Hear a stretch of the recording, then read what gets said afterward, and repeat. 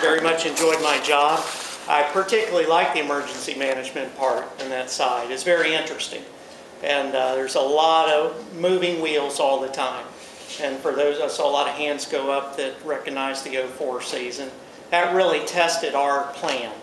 And we did a complete revision of that plan afterwards. But we have a very workable plan. We call it a living document. It's always evolving.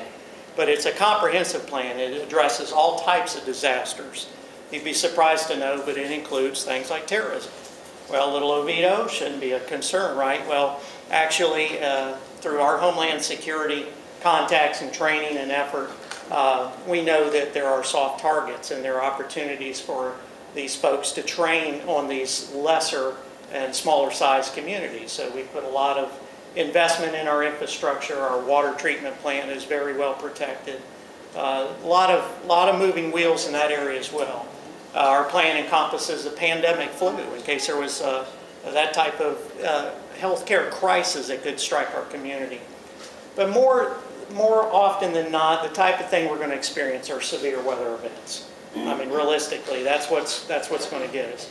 Well, we just get the afternoon lightning thunderstorms, don't we? That can be a disaster in itself. Tornado activity. Your city council embraced additional mass alerting methods in '07-08, and we are one of just a few communities in the state that has a tornado siren warning system.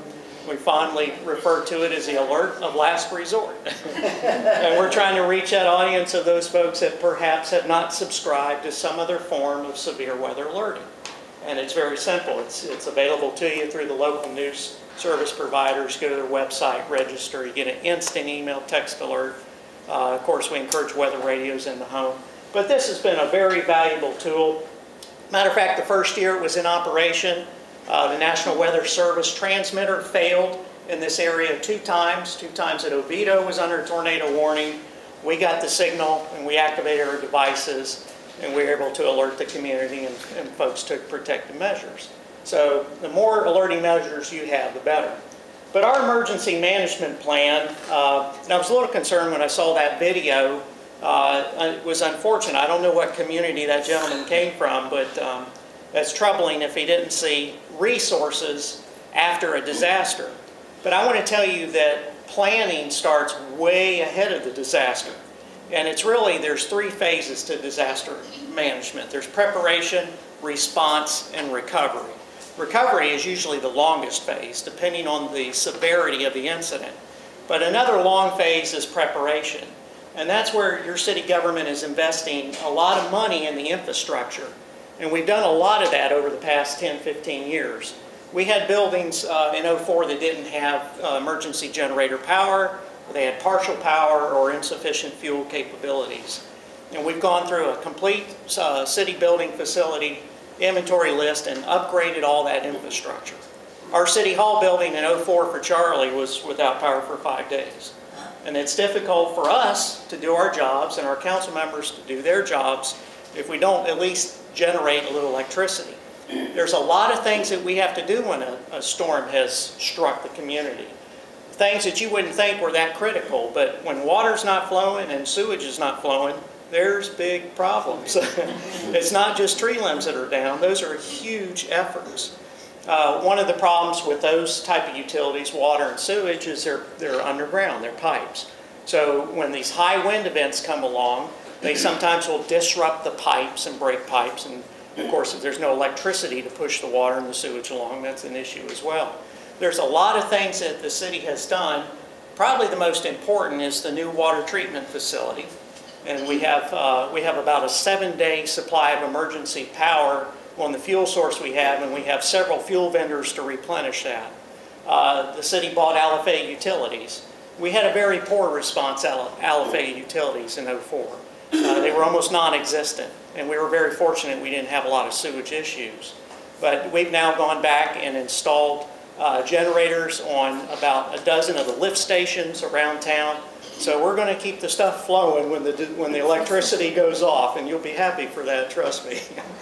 But the preparation phase is also very important. We invest a lot of money in it. There's a lot of money invested in your fire apparatus, your police cars, your rescue units, all the tools that go on that.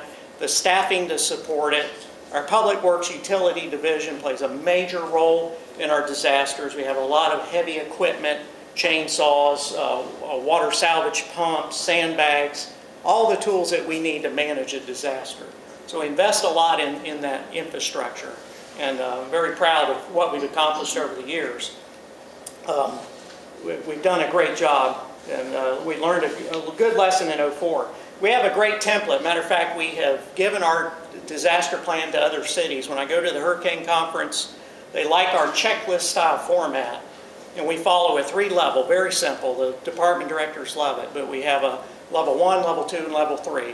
Today we're at level 3. We're monitoring this thing.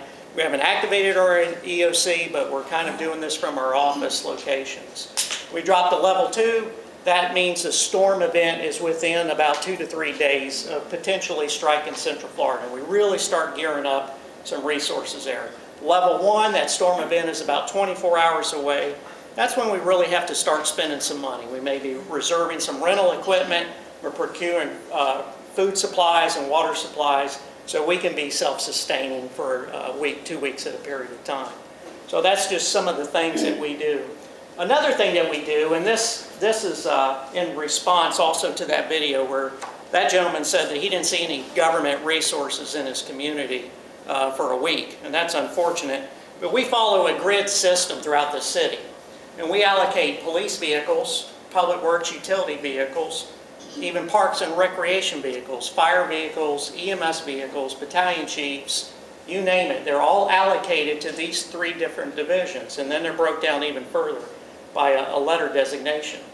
Now we complete what's called a windshield survey. We literally drive every street after the disaster and get a snapshot picture of how bad is the damage, where should we maybe move some of those resources to for that event to start the recovery efforts.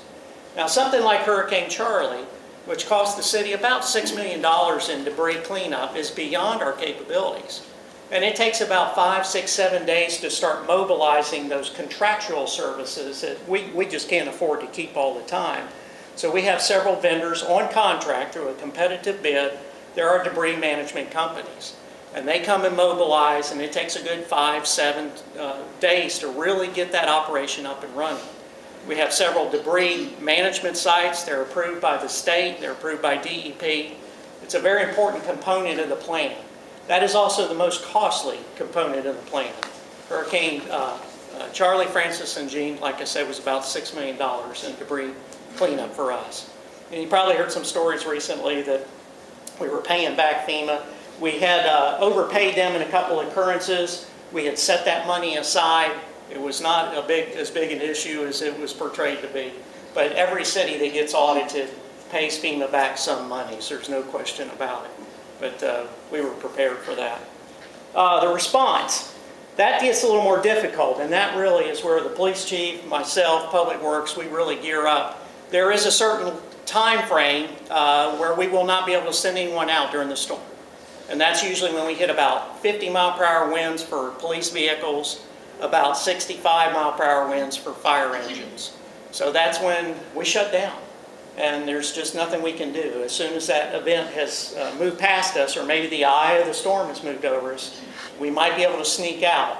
And in Hurricane Charlie, we did just that. We had a gentleman that was suffering chest pains in the Alafaya Woods. We were able to get a fire engine out to him, a rescue vehicle, and then get him transported to the hospital. But it's difficult, because especially for the police or the dispatchers, 911 dispatchers, because they're taking in calls and they're just logging them, but there's nothing we can do until it's safe to do that. It's very dangerous after a storm. That's when all the utilities are down, electric lines are down. We don't know if they're energized or not. We literally have to have supervisors from Florida Power and Light and Progress Energy, our 2 providers, which Progress Energy is now Duke Power. They come out and help us determine what lines are hot and which ones are not. And in Charlie, you kind of thought all the power was off, but there were actually a few streets that did have power. I'll share with you one story. I won't tell you what neighborhood it was, but they've been without power for about 4 days. They got their power restored. You know how hot and muggy it was, and you were so excited when you got power back to your house. And a gentleman was trying to reset a tree, and he accidentally cut a utility line. And the power utility companies that come from all